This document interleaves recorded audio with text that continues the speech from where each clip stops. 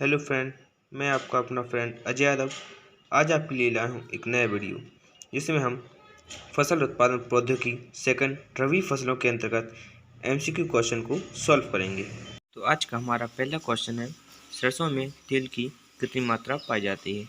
तो सरसों में तेल की मात्रा 37 से 49% पाई जाती है। हमारा अगला क्वेश्चन है, अलसी का वैज्ञानिक नाम क्या है।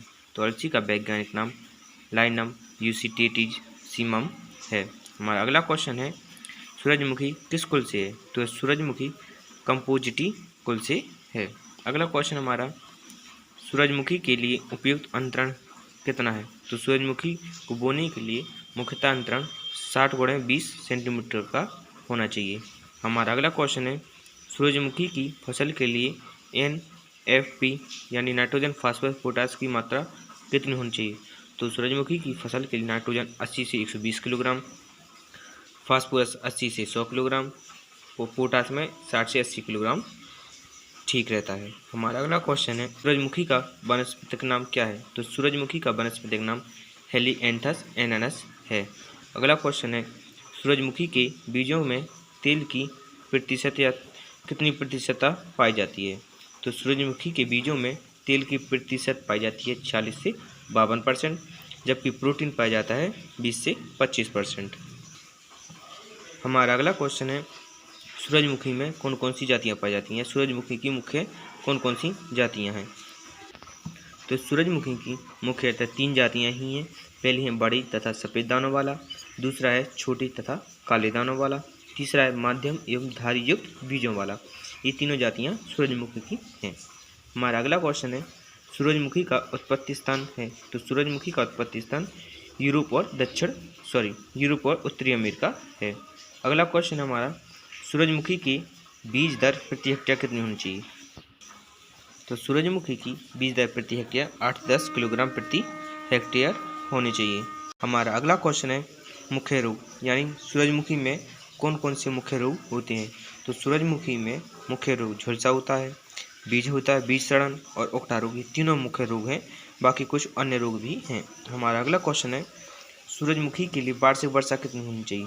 तो सूरजमुखी के लिए वार्षिक वर्षा 50 से 80 सेंटीमीटर वार्षिक वर्षा होनी चाहिए। क्या आपको पता है कि सूरजमुखी एक ऐसी मात्र फसल है जिसको उत्तर प्रदेश में तीनों मौसम में उगाया जा सकता है।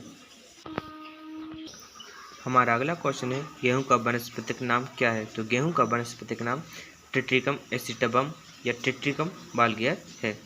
गेहूं का कुल कौन सा है। तो गेहूं का कुल गेरमिनी है। गेहूं कौन से वन से है। तो गेहूं ट्रिटिकम वन से है। हमारा अगला क्वेश्चन है, गेहूं की मुख्य जाति कौन कौन सी हैं। तो गेहूं की मुख्य जातियां 3 हैं, जो पहली है चपाती वाली, दूसरी सूजी वाला, तीसरा समर वाला गेहूं, जिसमें से सबसे ज़्यादा 89% चपाती वाला गेहूं को उगाया जाता है। बाकी 10% सूजी वाला और 1% समर वाला गेहूं उगाने का कार्य किया जाता है। हमारा अगला क्वेश्चन है, गेहूं का महत्व एवं उपयोग क्या है। तो गेहूं का उपयोग कहाँ कहाँ किया जाता है।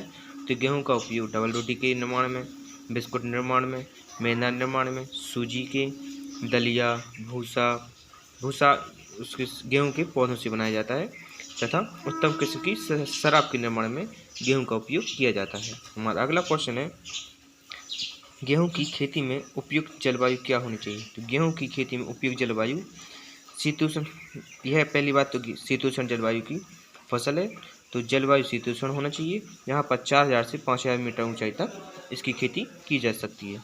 अगला क्वेश्चन है हमारा, गेहूं की खेती में उपयुक्त जलवायु क्या होनी चाहिए।